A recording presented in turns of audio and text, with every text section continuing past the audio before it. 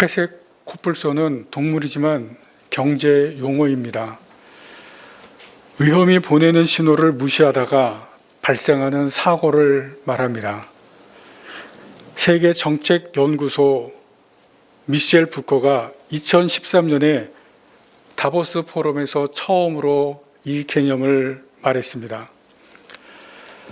코뿔소는 3에서 5m 길이에 1에서 1.5톤의 무게로 코끼리 다음으로 큰 동물입니다. 그래서 덩치가 크기 때문에 코끼리처럼 멀리에서도 잘 볼 수가 있습니다. 평소에는 온순하지만 화가 나면 코끼리와는 다르게 맹렬하게 달려듭니다. 그래서 진동으로만으로도 그 느낌을 느낄 수가 있다고 합니다. 이 회색 코뿔소라고는 용어는 코뿔소가 달려와서 가까이 오면 그 두려움 때문에 아무것도 할 수 없거나 또 대처 방법을 알지 못해서 사고를 당하는 그러한 것에 비유하는 용어입니다. 그러나 이 용어에 있는 중요한 것은 사고는 갑자기 발생하는 것이 아니라 계속적인 경고로 위험을 알려주기 때문에 미리 대처할 수 있는 그 방법과 또 기회와 시간이 있습니다. 그럼에도 불구하고 일부러 위험 신호를 무시하고 있다가 큰 위험을 빠지는 것을 말합니다. 예를 들면 1888년에 미국 펜실베니아주의 사우스 포크댐에 기술자들이 파견되어서 조사를 했습니다. 그리고 그 아래에 있는 마을인 존스타운의 주민들에게 경고를 합니다. 위에 있는 댐은 안전하지가 않으니까 이주하는 것이 좋겠습니다. 그런데 마을 주민들이 그 말을 듣지 않고 콧방귀를 낍니다. 그해 가을에 또 다른 조사단이 와서 다시 경고했습니다. 그런데 마을 사람들은 여전히 듣지를 않았습니다. 지금까지 잘 있던 댐이 왜 갑자기 무너진단 말이냐? 우리는 지금까지 살아왔던 이 정든 고향 땅 고향집을 절대로 떠나지 않을 것이다. 다음해 봄에 또다시 조사단의 경고가 있었지만 마을 사람들은 들은 척도 하지 않았습니다. 마지막 경고가 있은 지 채 보름도 되지 않아서 1889년 5월 31일 그 댐은 붕괴하고 말았습니다. 댐의 붕괴로 존스타운 주민 중에서 2200명이 삽시간에 몰살되었습니다. 지금 중국에 건설된 댐들에 많은 경고가 주어지고 있습니다. 지난달 중국은 위대한 중국을 건설하기 위해서 양자강과 황하강에 수많은 댐들을 건설하는데 어마어마한 규모 그리고 빠른 속도 이 두 가지를 내세우면서 많은 댐들을 건설했습니다. 그때 지진과 수압으로 댐이 붕괴할 수 있다는 경고들이 전문가들에 의해서 주어졌습니다. 그럼에도 불구하고 엄청난 규모, 빠른 속도 이것들을 내세우면서 많은 댐들이 건설되었습니다. 그 중에 하나가 샨사댐, 세계 최대 규모의 댐이었습니다. 세계 최대의 규모인 샨사댐을 건설하고 중국이 세계의 자랑으로 돼 있었습니다. 그런데 지난 몇 년 동안 어마어마한 규모의 폭우가 중국에 쏟아져 내렸습니다. 올해만 해도 기록적인 1000년 만의 폭우라고 하는 그 비가 중국에 쏟아졌습니다. 지금 샨사댐의 일부가 이그러졌다고 어그러졌다고 그러한 사진들이 지금 발표되고 있습니다. 샨사댐이 붕괴되면 어떤 참사가 일어날지 알 수가 없습니다. 어마어마한 규모의 그러한 재앙이 닥칠 것이라고 예고하고 있습니다. 회색 코뿔소를 발표한 이 마셸 부커는 위험이 다가온다는 경고 신호를 사람들이 무시하는데 그 무시하는 두 가지 이유가 있다고 말합니다. 첫 번째는 경고 신호의 고장입니다. 경고를 해주는 그 신호가 고장나면 위험을 알 수가 없습니다. 대형 사고가 일어날 수밖에 없습니다. 아무리 경고를 해도 신호가 고장났기 때문에 알 수가 없기 때문에 그 큰 일이 일어날 수밖에 없다는 것입니다. 두 번째는 무력감입니다. 사람들이 대형 위기를 막을 수 없다고 생각해서 무력감에 빠집니다. 그래서 무력감은 그만큼 위험한 것인 것을 이야기해 주고 있습니다. 첫 번째 경고 신호의 고장을 보겠습니다. 오늘 본문에는 북이스라엘과 더불어서 남유다에 대한 심판에 대해서 예언을 합니다.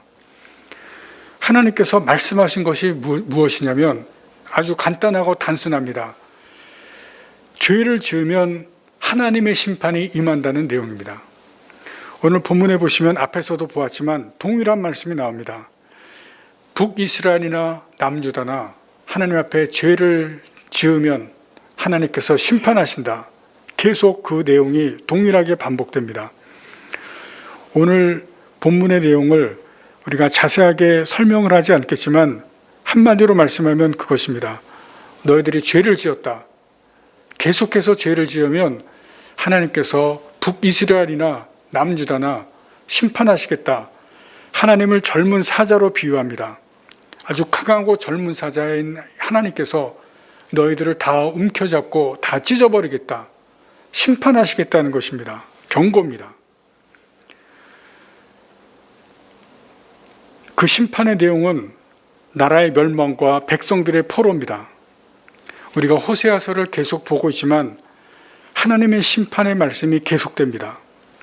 선지자들, 호세아뿐만이 아니라 다른 선지자를 통해서도 계속해서 말씀합니다. 앞으로도 계속 이 말씀이 나옵니다.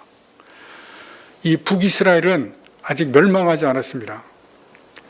호세아서의 이 말씀이 전해지고 나서 40년 동안은 계속 이어집니다. 그리고 남유다는 북이스라엘이 멸망하고 나서 140년 동안 이어집니다. 북이스라엘이나 남유다나 멸망하기 전까지 하나님은 계속해서 말씀합니다. 계속 경고하신 것입니다. 그러나 북이스라엘, 남유다 그 하나님의 말씀을 듣지 않습니다. 경고 신호가 고장난 것입니다. 경고 신호가 고장났다는 것을 호세아에게서 우리가 찾아볼 수가 있습니다. 두 가지로 호세아에서가 나타나는데 첫 번째는 하나님의 말씀을 흘려듣는 것입니다. 하나님께서 계속 말씀하시는데 그것을 무시하고 그것을 흘려서 듣습니다. 말씀은 분명히 들려지는데 들려지는 말씀을 마음으로 듣지 않고 계속 흘려보냅니다. 흘려듣는 그러한 것입니다. 들었으나 새겨 듣지를 않습니다. 들었지만 받지 않고 귀로는 듣지만 마음으로는 듣지를 않습니다. 흘려듣는다는 것입니다. 여러분, 사람들은 전에 했던 말을 또 말하고 같은 말을 계속 들으면 듣기가 싫습니다. 아이들도 같은 말을 계속하면 짜증을 냅니다. 분명히 자기가 잘못했으면서도 그러면 안 된다고, 그러다 잘못된다고 말하면 싫어합니다. 들으려고 하지를 않습니다. 그것이 경고 신호가 고장난 것입니다. 이스라엘이 그랬습니다. 하나님께서 이스라엘 백성들에게 계속 말씀하셨습니다. 이스라엘뿐만이 아니라 하나님께서 우리에게도 계속 말씀하십니다. 경고하십니다. 이 호세아서의 말씀은 우리에게도 하시는 말씀입니다. 우리가 이 말씀과 경고를 흘려드리지 말아야 합니다. 경고를 무시하면 반드시 대형 사고가 발생합니다. 하나님의 말씀을 무시해도 반드시 위기가 닥쳐옵니다. 새겨들어야 합니다. 들은 말씀대로 따라서 해야 됩니다. 회개할 것을 회개하고 죄를 중단해야 될 것을 중단해야 됩니다.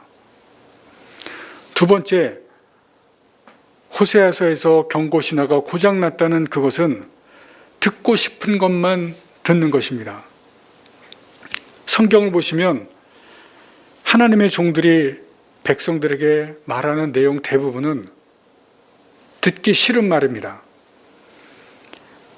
죄를 책망하거나 회개하라거나 심판에 대한 예언입니다.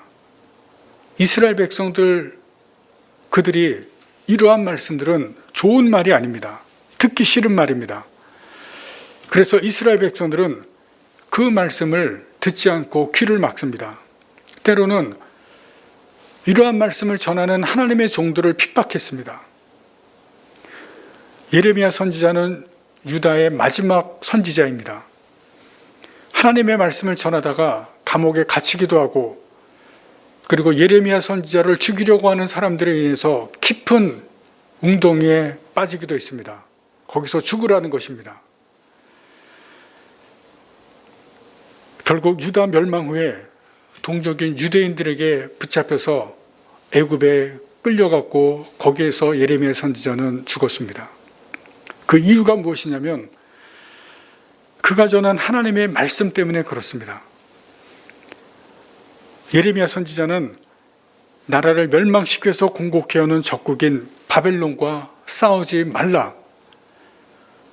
유다는 바벨론에 망할 것이다. 그러니 바벨론에 항복해라. 포로로 잡히면 잡혀가라. 그것이 너희의 살 길이다. 그렇게 전했습니다. 이런 말씀은 유대인들에게는 매국노와 같은 그러한 말씀으로 들렸습니다. 유대인들이 듣기 싫은 말이고 듣고 싶지 않은 그러한 말이었습니다. 유대인들이 듣고 싶은 말은 지금 적국인 바벨론이 자기들에게 침략해 들어왔을 때 승리에 대한 그런 말이었고, 평안에 대한 말을 듣고 싶은 그러한 부분이었습니다. 그런데 예레미야는 정반대되는 말을 계속하고 있습니다. 계속해서 그런 말만 합니다. 그래서 예레미야의 그런 하나님의 말씀이 들려왔을 때 유다 백성들이 듣지 않고 그런 말씀을 거부하고 다 흘려버렸습니다. 유다의 마지막 왕인 시드기야가 어느 날 그런 예레미야를 불렀습니다. 예레미야가 듣기 싫은 말을 하지만 참된 하나님의 종인 줄 알았기 때문입니다. 그래서 몰래 자신에게 하나님께서 무슨 말씀을 하시는지 물어보았습니다. 나에게 무슨 말씀을 하느냐? 그래서 예레미야가 시드기야 왕에게 주시는 하나님의 말씀을 전해 주었습니다. 당신은 바벨론에게 항복해라. 포로가 되어라.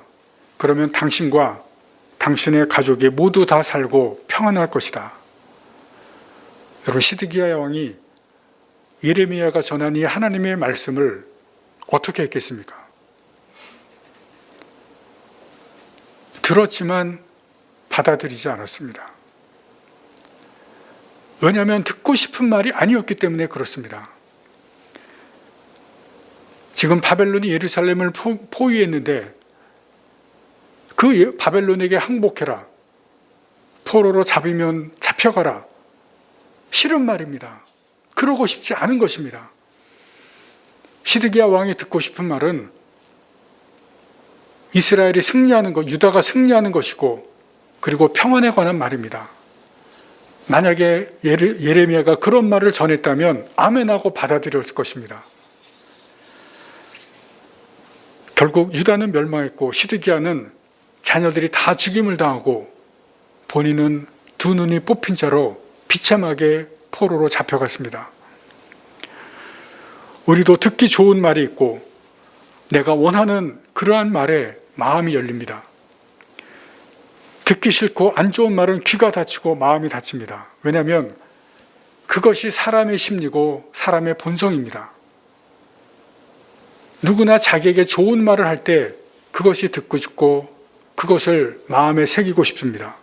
그러나 하나님의 말씀은 취사 선택할 수가 없습니다. 내가 듣고 싶은 것만 듣고 내게 듣기 싫은 말을 버리는 취사 선택이 아닙니다. 하나님의 말씀은 내게 전해주시는 말씀 그대로 받아들여야 됩니다. 그것이 하나님의 말씀을 듣는 태도입니다. 하나님께서 그렇게 말씀을 들으라고 우리에게 가르쳐 주십니다. 듣고 싶은 것만 듣고 골라 듣고 따를 수가 없습니다. 지금 우리에게 들려지는 호세아의 말씀은 회개의 말씀입니다. 경고의 말씀입니다. 우리가 회개할 것을 회개하고 우리가 끊어야 될 죄를 끊으라 하나님께서 말씀하십니다. 우리에게 주시는 말씀이고 우리에게 주시는 경고입니다. 우리가 이것을 마음에 새기고 우리가 이 말씀대로 따라야 됩니다. 두 번째는 무기력에 관해서 말씀을 드렸습니다. 경고가 오는데도 그 경고를 무시하는 것 무기력입니다. 최근에 아프가니스탄에서 미군이 철군하자 나라가 무너지고 탈레반이 장악한 것을 우리가 다 압니다. 아프가니스탄의 GDP는 493달러로 세계 177위인 가난한 나라입니다. 그래서 미국과 서구 세계가 20년 동안 아프가니스탄에 어마어마하게 지원을 했습니다. 미국이 20년 동안 30만 명에 달하는 아프간 군경 본국과 무기 등에 8,800억 달러 그리고 민간 지원에 3,600억 달러를 각각 지출했습니다. 총 1조 2,400달러라는 천문학적인 돈을 지원했습니다. 아프간에 파견된 미군은 많을 때 최대 10만 명이 주둔했습니다. 미군이 철군할 때 군용품 등 물품 350만 개, 민간용 차량 수천 대, 장갑차 수백 대, 많은 소형 무기 등을 버리고 떠났습니다. 그런데 그것이 고스란히 다 탈레반의 손에 넘어갔습니다. 아프간의 가장 큰 문제는 국민들입니다. 국민들이나 군인이나 지도자들의 무기력입니다. 나라를 지키려는 의지가 없었고 자신들의 적인 탈레반과 싸울 의지가 없었습니다. 30만이라는 경찰과 군인의 수는 나중에 가짜로 밝혀졌습니다. 숫자를 부풀려서 미국이 지원해주는 돈을 지도자들이 다 가로챘습니다. 부패한 지도자들, 그런 지도자들이 있는데 군인들이 싸울 의지가 없었습니다. 탈레반이 예상보다 빠르게 수도인 카불에 입성했는데 아프간 군인들이 어떠한 저항도 없었기 때문에 무혈 입성이었습니다. 아프간에서 우리나라를 도왔던 그런 아프간 사람들 390명이 우리나라에 들어왔습니다. 지옥 같은 아프간을 무사히 탈출해서 안전하게 살 것입니다. 여러분, 그러나 그들의 삶이 정말 좋은 삶이겠습니까? 그들은 나라 잃은 사람들입니다. 우리는 나라를 잃었던 민족이고 그 아픔이 어떤 아픔인지를 잘 알고 있습니다. 비록 탈출해서 안전하지만 그것이 최선이 아닙니다. 어떤 민족이든지 자기 나라에서 평안하게 사는 것이 가장 좋은 것입니다.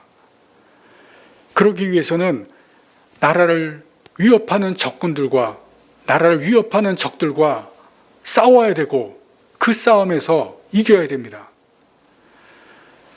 하나님께서 주의 종들을 통해서 말씀하시는 것은 죄에 대한 말씀입니다. 호세아서를 통해서 이스라엘 백성들에게 말씀하시는 것은 죄에 대한 것입니다. 죄 짓는 백성들에게 회개하라는 것입니다. 그렇지 않으면 심판이 임한다고 경고하십니다. 이것을 다르게 말씀하면 죄와 싸우라는 것입니다. 그러나 이스라엘 백성들은 죄와 싸우지 않았습니다. 하나님께서 계속 경고하셨지만 경고를 흘려듣고 계속 죄를 지었습니다. 죄와 싸우지 않았다는 것입니다. 여러분, 우리가 알아야 될 것이 있습니다. 죄를 짓는다는 것은 다 아시겠지만 불순종하는 것입니다. 하나님의 말씀을 듣지 않는 것입니다. 여러분, 이것이 무엇인지 아십니까? 이것은 결국은 하나님과 싸우는 것입니다. 죄를 짓는 것은 결국에는 하나님과 싸우는 것입니다. 하나님은 죄라 싸우라고 하시는데 그 반대로 하나님과 싸우는 것입니다. 하나님께서 호세아를 통해서 우리에게 계속 말씀하시고 계속 경고하십니다. 회개하고 죄에서 돌아서라고 하십니다. 그것은 하나님과 싸우지 말고 죄와 싸우라는 것입니다. 여러분, 우리 자신의 모습을 잘 돌아보시기를 바랍니다. 내가 죄를 짓는 것은 하나님과 싸우는 것입니다. 그러나 하나님은 그렇게 하지 말고 죄와 싸우라고 지금 말씀하시고 있습니다. 죄를 짓고 죄에 빠질 때 우리가 무기력해집니다. 세상에 빠지고 세상 유혹과 욕심에 빠질 때 우리는 무력해집니다. 왜냐하면 우리는 영적 존재이기 때문에 그렇습니다. 죄를 짓고 세상의 마음을 빼앗길 때 영적으로 죽어갑니다. 영적으로 무기력해집니다. 그러나 죄와 싸우고 세상과 싸울 때 그럴 때는 달라집니다. 우리가 그런 마음만 가지고 있을 때도 우리는 달라집니다. 왜냐하면 하나님께서 우리에게 힘을 주시기 때문에 그렇습니다. 우리가 계속해서 끝까지 싸우려는 마음과 의지를 가져야 됩니다. 죄와 싸울 때 우리는 죄를 이길 수가 없습니다. 그러나 하나님께서 승리를 우리에게 주십니다. 죄가 하나님을 이길 수가 없고 악한 세력이 하나님을 이길 수가 없습니다. 우리가 죄를 이길 수도 없습니다. 죄와 세상과 악한 세력과 우리 자신까지도 이기시는 분은 하나님이십니다. 그래서 우리는 전적으로 하나님을 의지해야 됩니다. 때로는 죄에 질 때도 있지만 다시 일어서서 죄와 싸워야 합니다. 내 힘으로 싸우는 것이 아니라 하나님을 의지하고 싸울 때 반드시 죄에서 승리할 것입니다. 반드시 하나님께서 그 승리를 우리에게 주실 것입니다. 하나님의 승리가 우리와 함께 하실 것입니다. 말씀을 마치겠습니다. 1대 29대 300이라고 하는 하인리 법칙이 있습니다. 대형 사고의 배경을 보면 적어도 29번의 의미 있는 경고가 있고 평균 300번의 경고한 조짐이 있다는 것입니다. 큰일이 있기 전에 경고들이 있습니다. 그 경고를 보고 대책을 마련하면 피할 수 있지만 무시하면 큰일을 당합니다. 코로나 사태가 오기 전에 경고가 있었을 것입니다. 사스, 메르스, 지카 바이러스, 에볼라, 이것들은 다 일어난 일들입니다. 그 외에도 우리가 알지 못하는 비슷한 일들이 세계 곳곳에서 있었을지도 모릅니다. 그러나 무시했습니다. 그리고 코로나라는 엄청난 사태가 터졌습니다. 우리 각자에게도 하나님께서 주시는 경고가 있습니다. 하나님께서 말씀을 통해서 우리에게 주시고 우리에게 일어나는 사건들을 통해서 경고하시는 것이 있습니다. 여러분, 그것을 무시하면 우리에게 어떤 큰일이 일어날지 알지 못합니다. 우리가 경고를 흘려드리면 안 됩니다. 회개할 것을 회개하고 끊어버릴 죄를 끊어야 합니다. 하나님께 온전히 돌아가야 합니다. 우리의 문제는 코로나가 아닙니다. 우리의 문제는 죄입니다. 죄와 싸우시기 바랍니다. 하나님을 온전히 의지하고 죄와 싸워서 승리하시기를 바랍니다. 하나님께서 우리를 책임지시고 우리를 지켜주실 것입니다. 그것을 믿으시고 이 땅을 살아가신 여러분들 되시기를 간절히 바랍니다. 기도하시겠습니다.